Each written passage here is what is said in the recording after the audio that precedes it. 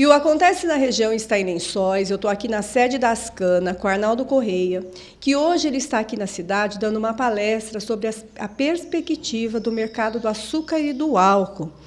Arnaldo, bom dia, seja muito bem-vindo em Lençóis.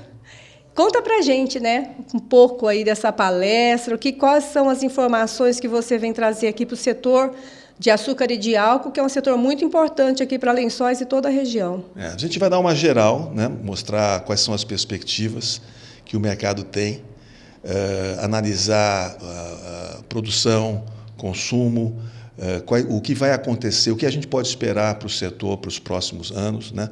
Eu sou muito construtivo para o setor. Eu acho que o setor tem um horizonte aí fantástico. Eu não estou falando de preço aqui, né? Preço vai sempre depender da oferta-demanda mundial. Mas, de qualquer maneira, a gente pode dizer que o setor é um setor sustentável. Você tem muita coisa aí pela frente. Você tem o consumo de açúcar subindo no mundo, principalmente na Ásia.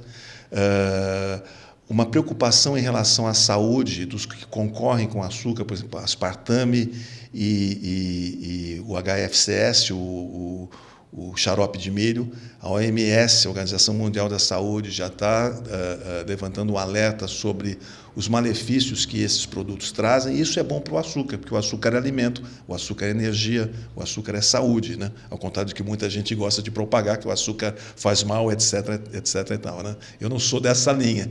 Então, eu acho que, quando isso se tornar um ponto importante, você vai ter um grande consumidor, que é a China, que é um grande consumidor de outros adoçantes, vindo para o açúcar. Então, você tem aí uma perspectiva boa para o açúcar lá adiante. Independentemente disso, você tem, por exemplo, países como a Indonésia e o Paquistão, que são o quarto e o quinto maior população do mundo, né? Eles não só crescem, a população não apenas cresce, o número de habitantes, mas cresce também o consumo per capita. O consumo per capita de açúcar nesses países está crescendo bastante. Então, a Ásia é onde que a gente tem que olhar. E não é só a China, é a Ásia como um todo, porque ali é onde que o consumo de açúcar tem muito para crescer. E mesmo com esse crescimento fantástico, né, de per capita desses países que eu mencionei, esses países ainda consomem muito menos do que a gente. Muito menos. Para você ter uma ideia, você pega um país como a Indonésia ou pega o Paquistão, eles consomem 22, 23 quilos per capita por ano. Sabe quanto que nós aqui brasileiros consumimos? Não faço ideia. 44. O dobro. O dobro. Vamos pegar a Europa e os Estados Unidos, que consomem. A Europa consome uns 40, os Estados Unidos consomem uns 33, mais ou menos. Então, eles não estão muito longe do consumo. Então, ali é que vai estar o consumo para a gente olhar, né? A Ásia é o futuro do nosso negócio, não tenha dúvida, porque é ali que a população vai crescer. Se você olhar o mundo hoje, a população do mundo, e você fizer uma projeção de aonde estarão o próximo 1 bilhão de habitantes, é na Ásia, minha querida. Não vai ser na América, não vai ser na Europa, sim, que são continentes em que a população está diminuindo ou está envelhecendo e não cresce no mesmo ritmo deles lá.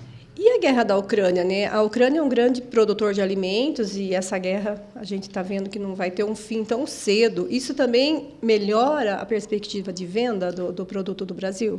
Eu acho que quando essa guerra chegar num final, você vai ter uma mudança na matriz energética mundial, né? Os países que se viram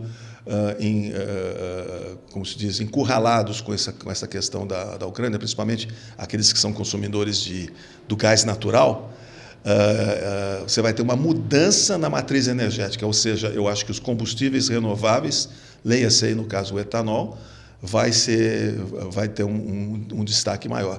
Isso sem contar para um futuro mais distante. Se a gente falar em termos de talvez 20 anos, você vai ter o SAF, né, que é o combustível de aviação renovável, né? Que vai ser praticamente o biocombustível. Então, você imagine o que isso vai abrir de fronteiras para o Brasil, né? E o senhor acha que o Brasil tem condições de produzir todo esse açúcar, esse etanol, mais do que já produz hoje? Vai ter que produzir, porque o mundo vai demandar e tudo é uma questão financeira, né? Quando você tem remuneração, o produtor vai. E nós temos área agriculturável ainda como se diz, imensa no Brasil, né? Para você ter uma ideia, um estudo que saiu sobre essa questão do SAF, né, que é Sustainable combustível sustentável de aviação, Sustainable Aviation Fuel, os Estados Unidos vão ter que crescer também sua área de produção de soja e milho, exatamente para poder suprir a eventual demanda que nós teremos da indústria de aviação para esse tipo de combustível. Quer dizer, não dá para você ficar pessimista, né, em termos do setor. O setor é muito construtivo a um longo prazo, né? Então, a gente pode dizer que o setor da cana-de-açúcar, né, dos plantadores, aí, os produtores aqui de toda a nossa região, que a perspectiva é muito boa. A perspectiva é boa. Agora, a gente tem sempre que levar em consideração o seguinte: isso não quer dizer preço. Os preços vão oscilar, como qualquer commodity oscila de preço, né? Não existe isso de preço subindo, porque preços altos, por exemplo, vão incentivar outros produtores, outros entrantes no mercado.